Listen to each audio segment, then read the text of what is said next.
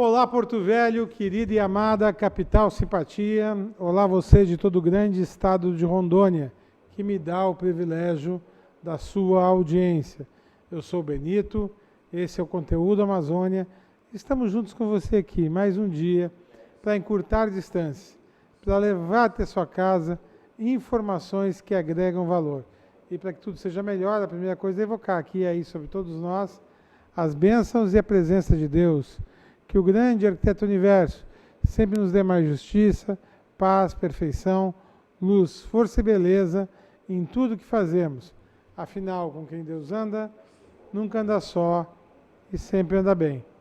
Bom, sem muitas delongas, o Dr. Noé já veio aqui uma vez no programa, né? E hoje nós vamos falar de um assunto que pulveriza a mídia nacional, como uma unanimidade absurda, inclusive, que é a reforma da Previdência. A gente não ouvia falar disso até um ano atrás, agora, se é para dar problema, não sei como é que já não deu antes. Agora, né, agora está aí, e se não for feito, o Brasil vai para o buraco. Né? Então, essa é a linha de raciocínio, né, que está sendo colocada para nós. Né? Eu não sei, eu não sou a favor da reforma da Previdência como está. Mas aí o doutor Noé, ele vem nos contar didaticamente, numa linguagem acessível para a população de Porto Velho, tá? Como é que se dará essa reforma da Previdência na visão do governo e se existe alguma forma de mitigá-la ou então se ela é adequada realmente. Né? Ele é um especialista na área, tua formação tu é de advogado, com especialização em direito do trabalho. Trabalho. Eu sou advogado trabalhista e advogo também na área previdenciária. Então tu conhece bem trabalhar na área previdenciária. E outra coisa, né? Se basear pela reforma trabalhista, que ia gerar não sei quantos empregos, não gerou foi nada. Pelo contrário, os postos de trabalho se foram, o desemprego aumentou no Brasil.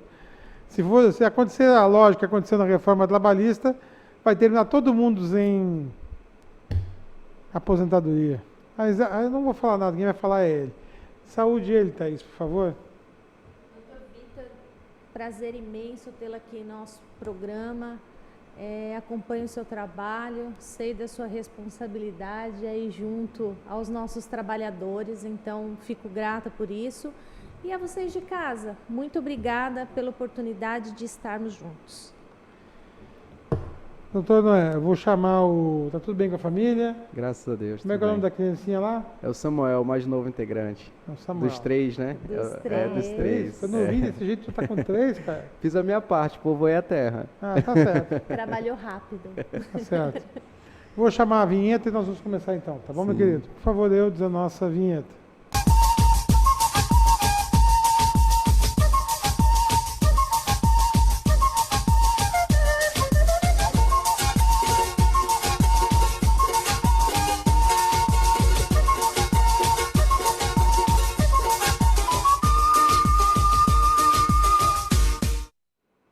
Vamos lá.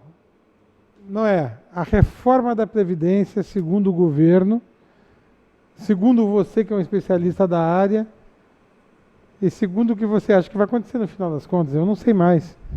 Eu acho que eles vêm com um rolo compressor, mas até agora não fechou a conta, né? Vamos lá. Inicialmente eu quero agradecer pela oportunidade de falar para a população, para a sociedade de Porto Velho, de Rondônia, né? Sabemos da amplitude, do alcance desse programa, muito bem prestigiado e muito obrigado por nos oportunizar de estar aqui falando de um tema tão relevante para toda a sociedade, que vai impactar certamente a todos. Né? Hoje nós estamos promovendo muitos debates, temos falado muito sobre a questão da Previdência, e o primeiro ponto assim, a gente vive um momento muito delicado, onde cada vez mais as pessoas elas têm lido aquilo que lhe agradam. Então, a partir de informações e de ideologias até pré-concebidas, elas começam a fazer defesa daquilo que muitas vezes não conhecem. E aí eu falo de um modo geral, nós estamos numa sociedade polarizada, que se polarizou ainda mais, né? A partir de 2013 nós já vimos nesse processo. Em 2016 polariza ainda mais com o impedimento da ex-presidente. e daí nós temos aí só o aumento disso, e infelizmente isso tem colocado uma cortina de fumaça sobre um debate técnico, um debate leal sobre questões que são muito importantes. Primeiro, nós tivemos a questão da reforma trabalhista muito bem ressaltada pelo Paulo Benito aqui, e falou de forma muito clara. Falaram para a gente e falaram para a sociedade que iria gerar mais emprego, mas o que nós vimos foi a precarização das condições de trabalho e a redução dos postos de emprego, porque nós já sabíamos que isso ia acontecer, né? Nós sabíamos que a flexibilização das normas trabalhistas, elas não querem dizer que vão trazer um benefício tanto para o empresariado, o grande empresariado que emprega, quanto principalmente para a sociedade, né? Então, a gente sabia disso. No tocante à reforma da Previdência, nós temos tido também um prejuízo com relação ao debate leal, um debate honesto, um debate técnico, em razão dessa questão da polarização da sociedade. Mas aqui a gente está para falar sobre alguns pontos que são pontos técnicos. Então, vamos lá. O primeiro ponto é conhecer a proposta da emenda constitucional, né, que é a 06 de 2019, de 20 de fevereiro de 2019, e o que ela diz? Ela traz basicamente, modifica o sistema de previdência social, estabelece regras de transição e disposições transitórias e dá outras providências. Esse é o ponto, é o título da PEC, da reforma da Previdência, e que possui alguns fundamentos centrais, dentre os quais eu vou destacar aqui 3, que eu acredito que são assim, a espinha dorsal. O primeiro é a alegação de uma dívida crescente da Previdência. E o que diz a PEC, né, o fundamento, o relatório que fundamenta a PEC, o que ela diz? Abre aspas. A dívida bruta em relação ao PIB subiu de 63% em 2014 para 74% em 2017. Sem reforma, diz os fundamentos, né, o ministro que fundamenta a reforma, sem reforma, Vossa Excelência, se dirigindo ao presidente, terminará o mandato com essa eleição próxima a 100% de dívida bruta do PIB. Ponto. O segundo argumento seria o envelhecimento da população. E aí o que diz a PEC? Que a Seguridade Social, virtualmente, erradicou a pobreza entre idosos. Entretanto, o veloz processo de envelhecimento da população exige a reformulação das regras previdenciárias. Esse é o segundo argumento. E o terceiro é a necessidade de investimento em outras áreas, e utilizando novamente das palavras constantes no próprio texto, o que diz? A Previdência já consome mais da metade do orçamento da União, sobrando pouco espaço para a educação, a saúde e a infraestrutura, e provocando uma expansão insustentável de nossa dívida e seus juros. Esses são assim, os 3 argumentos, e o quarto, que é um argumento assim, a latere, né, que é um argumento que não é o principal, mas que é também a construção de um novo sistema de seguridade social sustentável e mais justo. Aparentemente, esses argumentos eles poderiam até ser louváveis, ser admitidos, né, se eles fossem respaldados por dados, se eles fossem respaldados com a nossa realidade. E aí vão alguns contrapontos a estes mesmos argumentos. O primeiro contraponto é o seguinte: nós estamos falando de dívida, né, do Brasil, dívida em relação ao PIB, e nós estamos falando diretamente de arrecadação.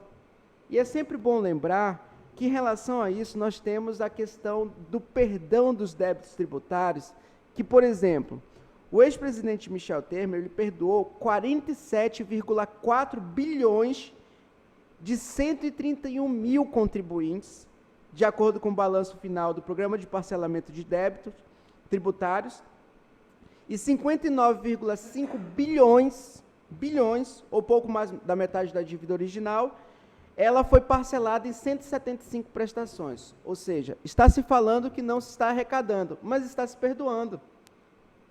Então, não há uma lógica nesse argumento. Esse é o argumento, eu acho que é o argumento mais frágil de todos, e que está aí.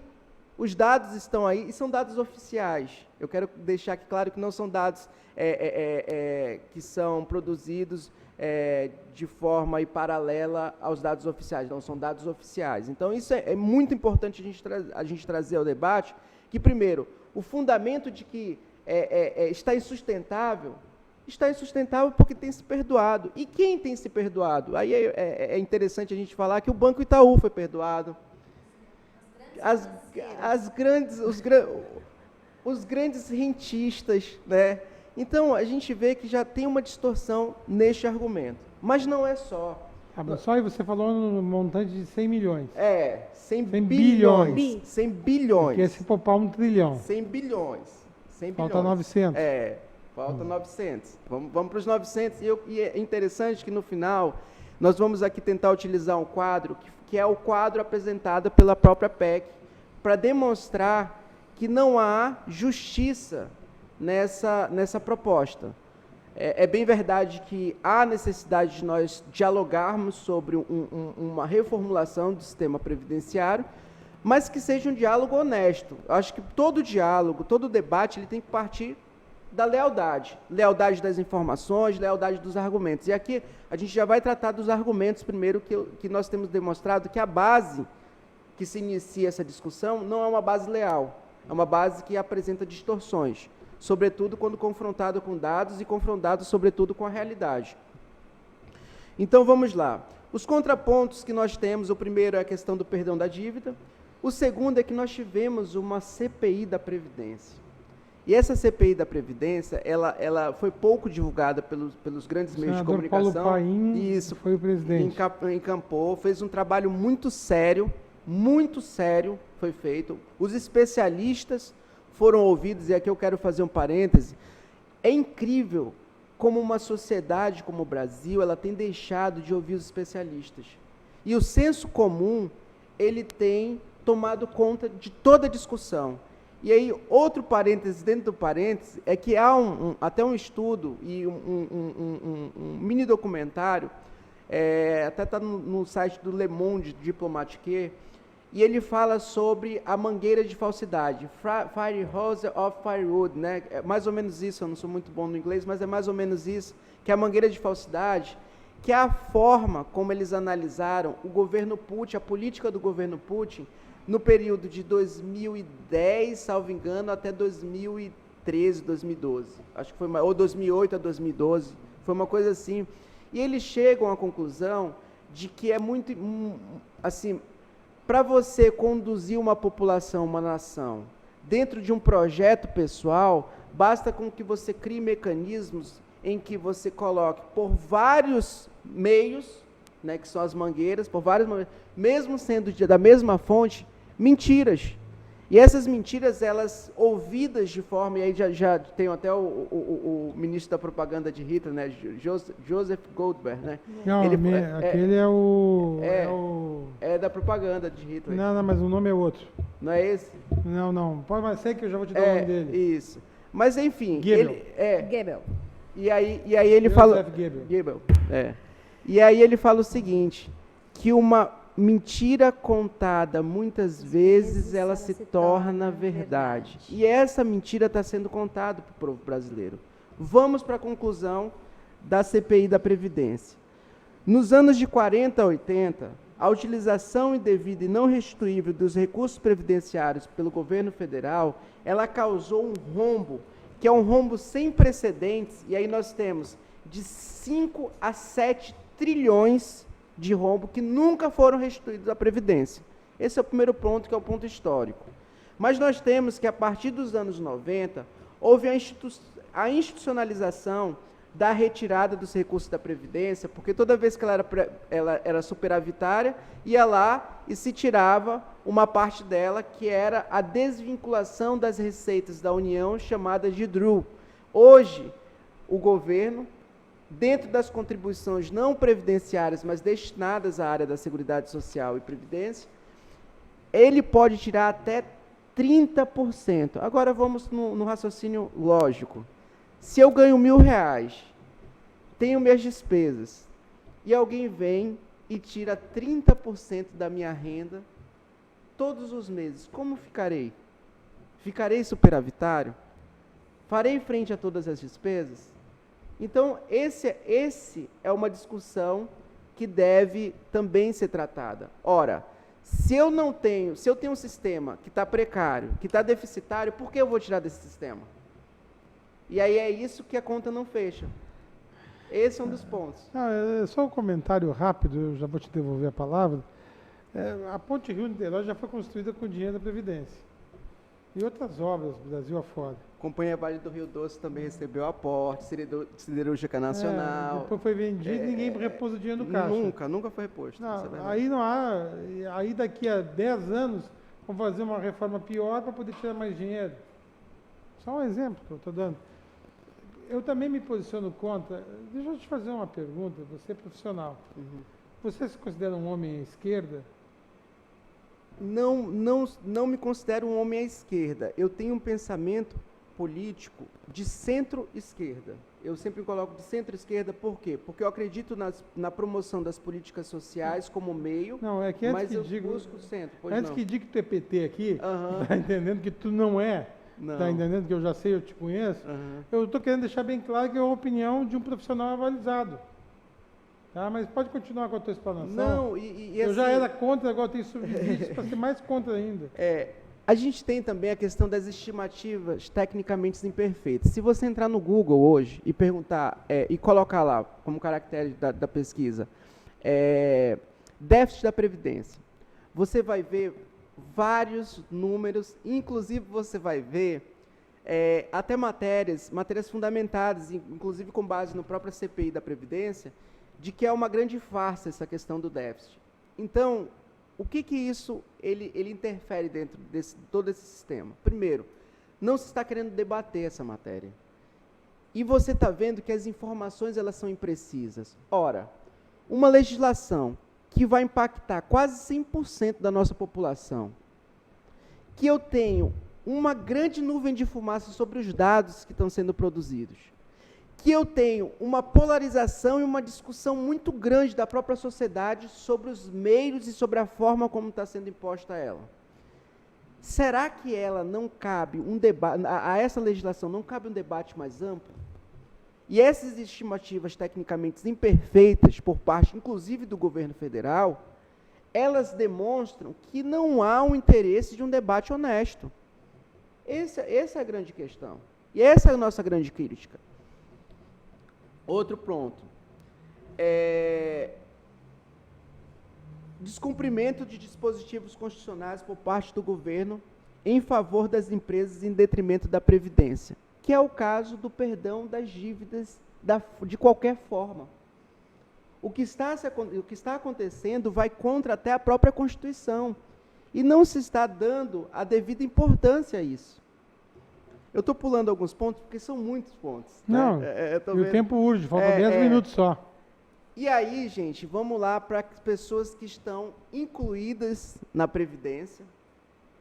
O rol, trabalhadores da iniciativa privada, urbanos e rurais, produtores da agricultura familiar, servidores públicos federais, estaduais e municipais, trabalhadores em atividades prejudiciais à saúde e à integridade física, portadores de deficiência, professores da educação básica, policiais e bombeiros militares, agentes penitenciários, aposentados, pensionistas, beneficiários dos benefícios de prestação continuadas, que são aqueles assim, para subsistência mesmo, deficiente físico, o idoso em condição de miserabilidade, e inclusive os futuros trabalhadores. Quem estão excluídos? Os militares, que é uma grande parcela, não da dívida, mas do gasto que nós temos hoje com Previdência. Inclusive com distorções absurdas, que é o recebimento por parte das filhas, né? Tem 3 atrizes globais que não casaram para poder continuar mamando. Né? Para continuar recebendo. Isso é uma distorção que deveria ser atacada, e essa reforma ela não traz nada sobre isso. Absolutamente nada. Nós gostaríamos de tratar de um tema que eu acho muito relevante, que é o seguinte. Gente, nós estamos debatendo a PEC. E lá na última página da PEC, eu fiz questão de imprimi-la para trazer e para mostrar para o público. É a última página dela. É o último quadro. Estimativa de impacto da PEC da nova Previdência. Está aqui. Esse é o quadro. Vamos analisar um pouco esse quadro para entender ele e ver se há justiça ou se não há justiça nessa reforma. nessa proposta de reforma. Diz o quadro que com a reforma do RGPS e a reforma que fala no regime, são os óbitos que estão sendo criados para que o cidadão comum, e quem é aquele cidadão comum? O cidadão comum é o empregado urbano, o empregado rural, que está no regime geral da Previdência Social e que pode receber até o limite de R$ 5.839,45 atualmente, essa pessoa que está no RGPS. Sendo que 90% daqueles que são beneficiários do RGPS recebem, em média, de 2,5 a 3 salários mínimos. Repito, 90% dos beneficiários do RGPS recebem de 2 salários mínimos e meio a 3 salários mínimos. Sobre essas pessoas, com a mudança do regime, veja que não estamos falando de alíquota, e aí eu vou entrar nessa questão da alíquota, que é muito importante, mas falando sobre formas de benefício, que é a não concessão do benefício de morte integral, que hoje nós temos, por exemplo, se o empregador rural ou o empregador urbano vem a óbito, os seus dependentes eles recebem 100% daquilo que ele estava recebendo, né, como benefício, né, a pensão por morte. A proposta ela traz que o cônjuge sobrevivente ele receberá somente 60%, sendo que a cada dependente adicional vai adicionando 10% até o limite máximo de 100%. Então, você já tem uma retirada daquelas pessoas que mais precisam. Você vê, ele já perdeu aquele que era o principal fonte de renda. Perdeu e vai ter a ausência pelo resto da vida, e nós sabemos que há um impacto emocional de tudo isso, impacto social que isso causa nos filhos, enfim. E, além disso, está se trazendo impacto econômico para reduzir uma renda que era de 100% para 60%. Veja que coisa. Mas, dentro dessa dinâmica do quadro, diz que essas pessoas do RGPS, do 1 trilhão que eles pretendem economizar dentro dos próximos 10 anos, 715 bilhões vão ser economizados retirando direitos desse pessoal do RGPS, cuja 90% recebe 2,5 a 3 salários mínimos. Ponto. Esse é o primeiro ponto. Do pessoal do RPPS da União, que é o regime próprio da Previdência Social da União, a economia seria de 173,5 bilhões nos próximos 10 anos. Aí nós já vemos a distorção. Por quê? Hoje, o que se diz e os dados demonstram que o maior problema desse desequilíbrio da Previdência está no RPPS, porque é lá que estão os altos salários de 30, de 40, de 50 mil por mês, e que recebem isso sim, e isso não está sendo em nenhum momento questionado. Está se aumentando, está se dificultando sim, mas você vê que sobre essa parcela, a economia ela é significativamente inferior do que aquela parcela que recebe 2 salários mínimos e meio. Que justiça que há nisso? Mas não é só. Vamos continuar. O governo... Continua depois do intervalo comercial, tá bom, meu querido? Ótimo. Então, é jogo rápido. Continue conosco. Anular. Outro cá.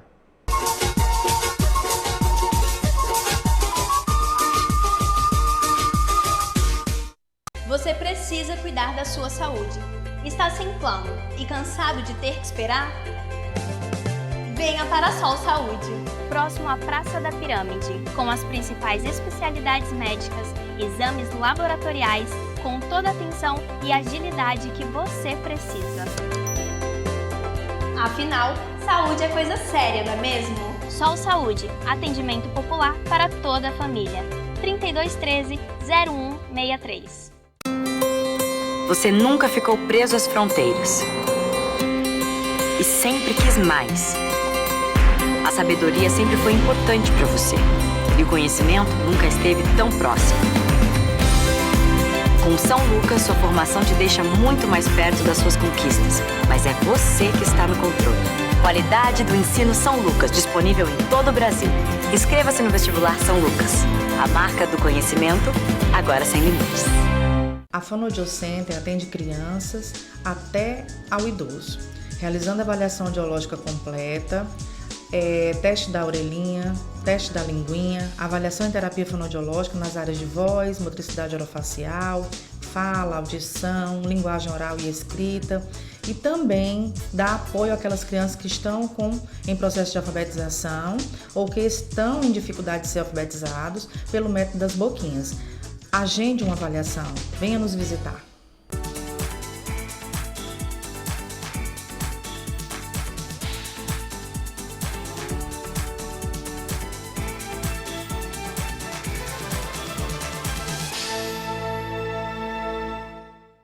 Este recado é para você que sofre com miopia, astigmatismo, hipermetropia, presbiopia e que quer se livrar de vez dos óculos. Venha para o Hospital de Olhos Veloso. Aqui você vai encontrar a tecnologia e a credibilidade que procura. Diagnóstico e tratamento para todas as áreas da oftalmologia. E com a cirurgia refrativa laser, seu tratamento pode ser feito em minutos e de forma personalizada. Livre-se dos óculos. Hospital de Olhos Veloso.